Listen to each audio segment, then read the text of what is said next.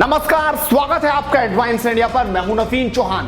भारत की तरफ बढ़े और पिटकर वापस गए, ये कहानी है चीनी सैनिकों की जो इस वक्त भारत से मुंह की खा रहे हैं। लद्दाख में एलएसी पर तीसरी बार चीन को भारतीय सेना से हार का सामना करना पड़ा। पहले गलवान में चीन ने हिंद की सेना का गर्दन तोड़ पराक्रम देखा, फिर 29-30 अगस्त की आधी रात को भारत ने चीन की घुसपैठ को नाकाम किया और अब पेंगोंग झील के दक्षिणी किनारे पर चीन के सैनिकों को भारत ने खदेड़ दिया।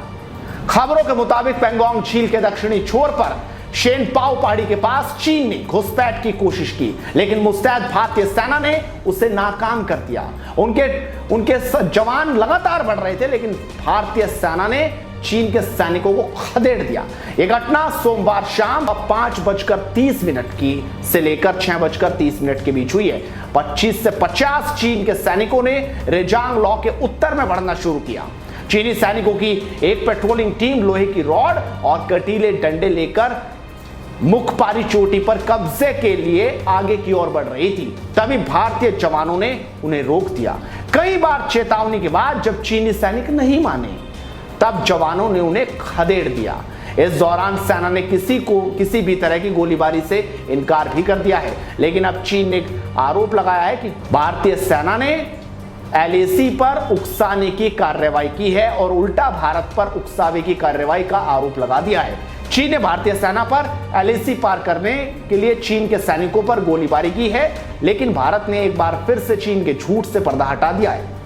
भारतीय सेना ने बयान जारी कर बताया कि 7 सितंबर को चीन के सैनिकों ने हमारी एक फॉरवर्ड पोजीशन के पास आने की कोशिश की। जब भारतीय सेना ने उन्हें रोका तो चीनी सैनिकों ने हवा में कुछ राउंड फायर भी किया ताकि भारतीय सैनिकों पर दबाव बन सके। इतने भड़काने के बाद भी भारतीय सैनिकों ने संयम बरता और मैच्योर तरीके से बर्ताव किया। खास बात तो यह है कि 1975 के बाद सीमा पर भारत और चीन के सैनिकों के बीच इस तरह से पहली बार फायरिंग हुई है।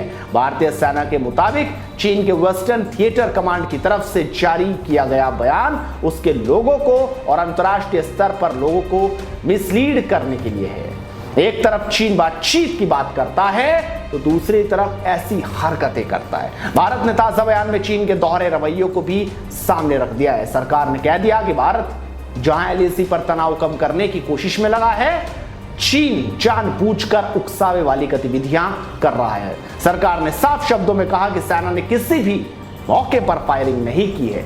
इससे पता चलता है कि चीन किस तरह से बौखलाया हुआ है और खबरें तो यहां तक आ रही हैं कि 29-30 अगस्त को भारतीय सेना ने इलाके की ऊंची चोटी पर दोबारा कब्जा जमा लिया था, जिसकी खबर बीजिंग पहुंची तो हंगामा खड़ा हो गया।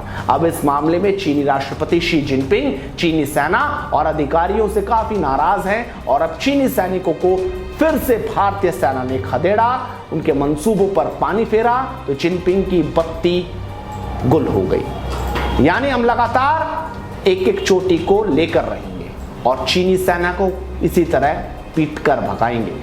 इस वीडियो को आप शेयर कीजिए और लगातार जुड़े रहिए एडवांस इंडिया के साथ। नमस्कार।